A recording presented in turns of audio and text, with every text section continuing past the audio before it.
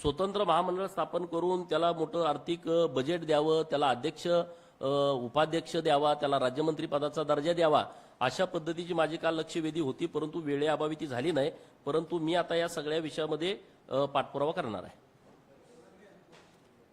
आता हे माननीय पशुसंवर्धन मंत्री महोदयांचा विषय आहे, मी त्यांच्याकडे पाठपुरावा करेन, मुख्यमंत्री महोदयांच्याकडे पण करेन.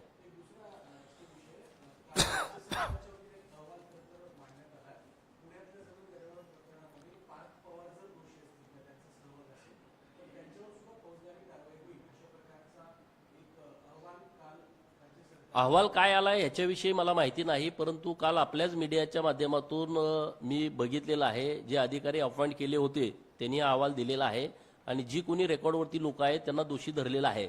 तर आता अहवालात नेमकं काय आहे याच्याबद्दलची मला एवढी डिटेल माहिती नाही. आता अहवालात तर कालच्या अहवालात त्यांचं नाव स्पष्ट नाही असं मी बातमीत वाचलं असेल, तर मग ठीक आहे, राज्य सरकार त्यावर योग्य निर्णय घेईल.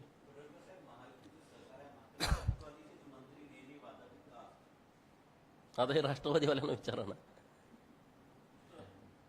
चलो.